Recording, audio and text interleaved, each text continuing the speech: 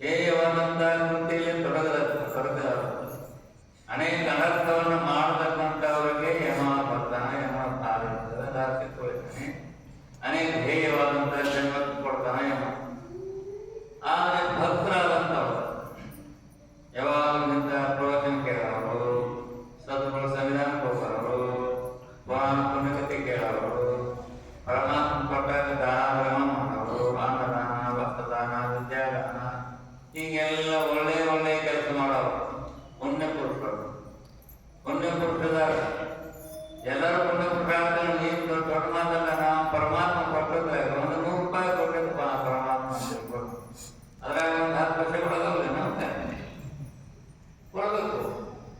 ಯಾವನೋ ಕಷ್ಟದಲ್ಲಿ ಒದ್ದಾಡೋದಲ್ಲ, ರೋಗದ ಬರ್ಲಾಗ್ತಾನೆ, ಅವನ ಸಹಾಯ ಕಷ್ಟದಲ್ಲಿದ್ದಾನೆ.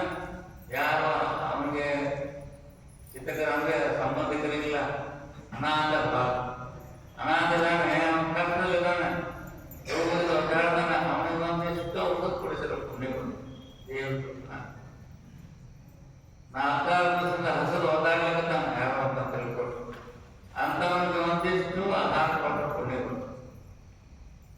ನಾವೇನು ಮಾಡ್ತೇವೆ, ಊಟ ಮಾಡೋದು ಬೇರೆ, ಊಟ ಊಟ ಮಾಡಿ ಬಂದಿದ್ದಾನಮ್ಮ ಬಾಬಾ ಊಟ ಮಾಡಬಾರ್ದು, ಇಲ್ಲೋ ಊಟ ಮಾಡಿ ಬಂದೇನಂತ ಬಾಯಿ ಬಾ ಅಂತ ಮುನಿಸಿ ಮಾತ್ರ ಬಟ್ಟೆ ಕಟ್ಸೋದು. ಹಂಗಲ್ಲ, ಯಾವ ಹಸದ ಯಾವ ಹಸರಿಂದ ಬರ್ಲಿಕ್ಕತ್ತಾನ ಅವನು ಒಂದಿತ್ತು ಅವ್ರ ಅರ್ಧ ಕೊಡು, ಒಂದಿಷ್ಟು ಅನ್ನ ಕೊಡು, ಪುಣ್ಯ ಕೊಡು. ಪುಣ್ಯ ಕೊಟ್ಟದ ಕಷ್ಟದಲ್ಲಿರುವಂಥವರಿಗೆ ಸಹಾಯ ಮಾಡು, ದುಃಖದಲ್ಲಿ ಮಾಡಬೇಕಂತವರಿಗೆ ದುಃಖಕ್ಕೆ ದೂರ ಮಾಡು, ರೋಗದಲ್ಲಿ ಬಂದವರಿಗೆ ಉಪಚಾರವನ್ನು ಮಾಡಿ.